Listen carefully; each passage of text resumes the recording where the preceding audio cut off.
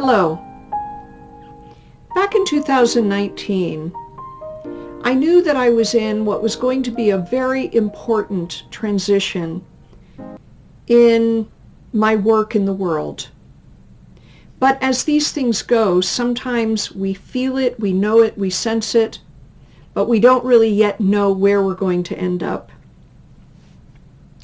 So, as I sometimes did as a shamanic practitioner, is I sat down with my drum and I journeyed to what I then called the top of a sacred apu to meet my guides and teachers, my spirit helpers in higher dimensions, to ask them if they could give me a sense of what I was going to be doing and how all the work I had done previously as a shamanic healer, as a teacher of a powerful transformational medicine wheel path, as well as all the other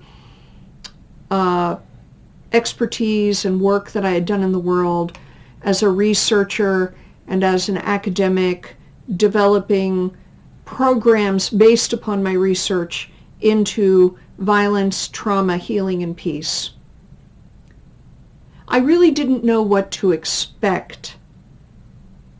What happened was extremely meaningful and powerful to me.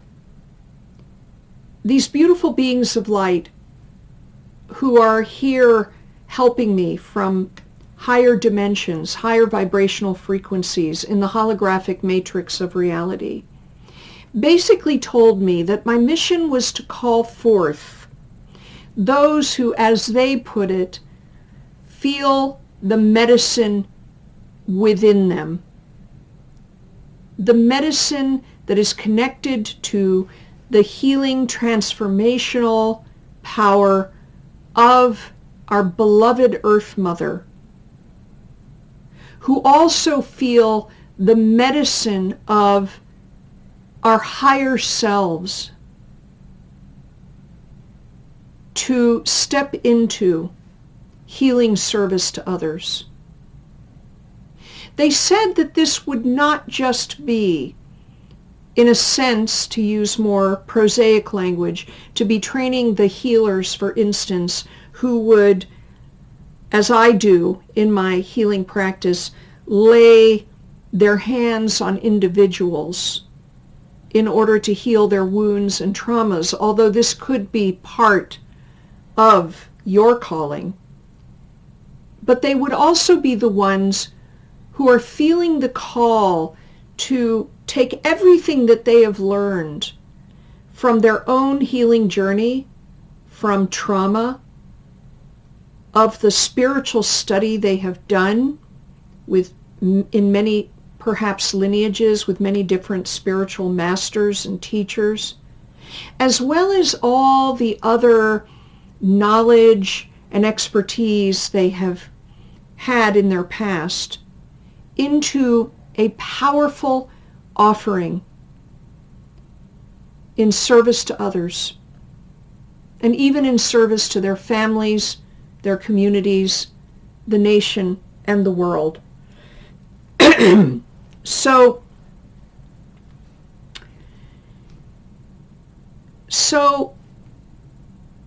I walked away with this message, and I felt it reverberating deep within, through, and around me.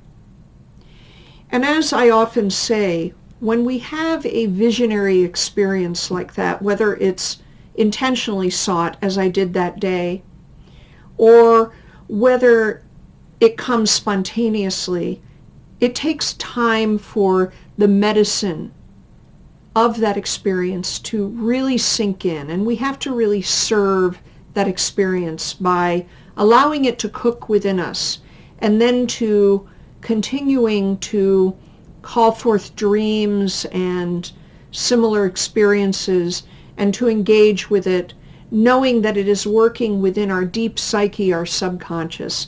So it wasn't immediately apparent to me what this actually meant concretely in terms of what my offerings in the future would be to my students and clients and to the planet.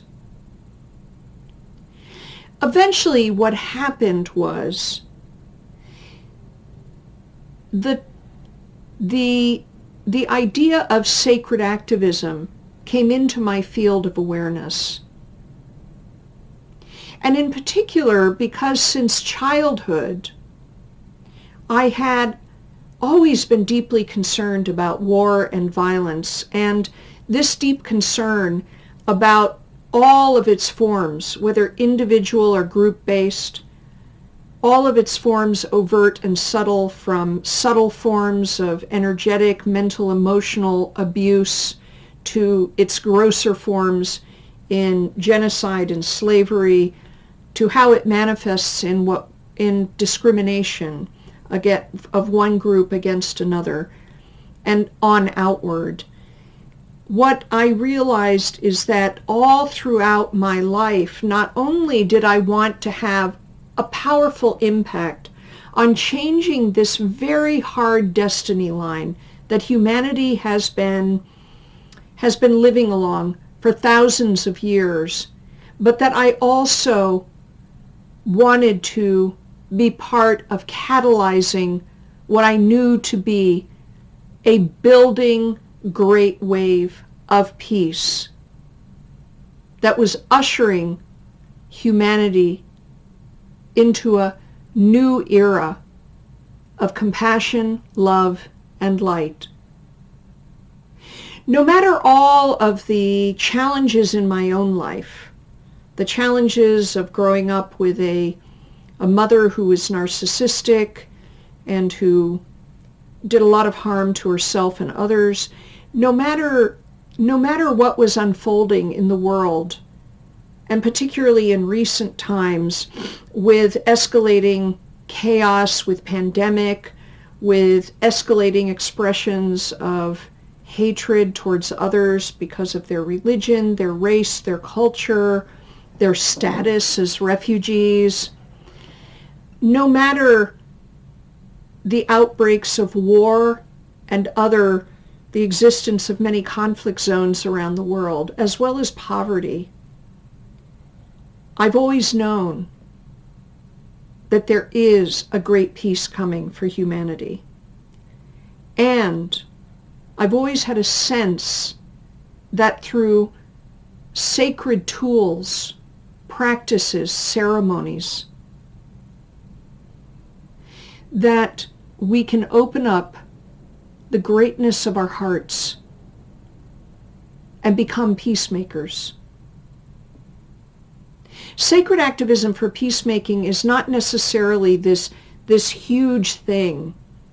It doesn't mean that you have to, let's say, become a healer or go out and be on the front lines of violence in order to help people in those places.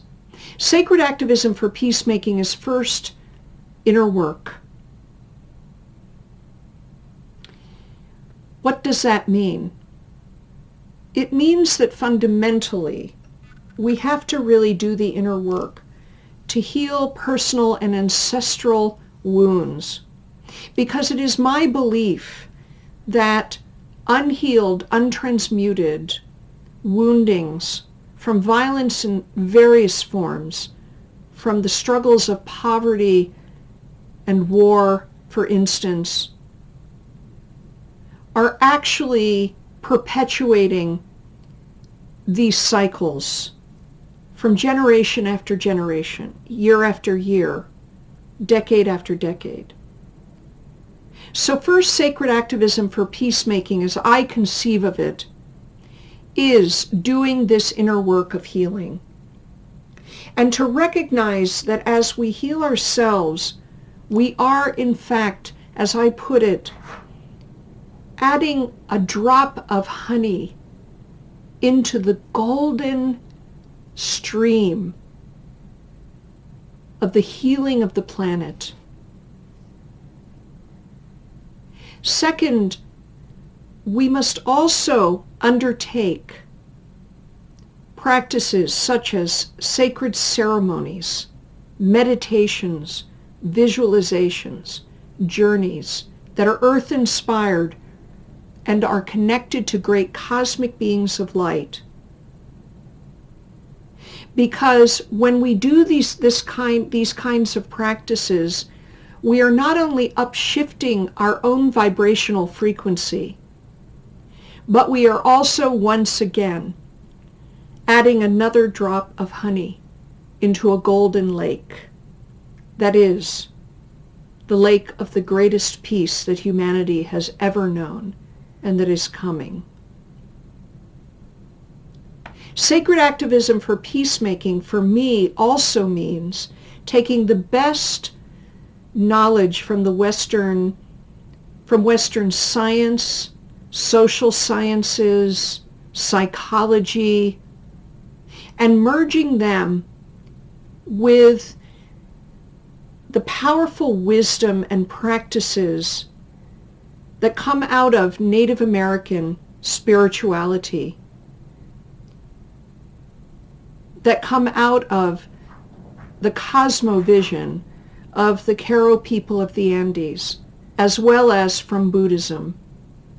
For these have been the spiritual pathways that I have walked down for the past 40 years.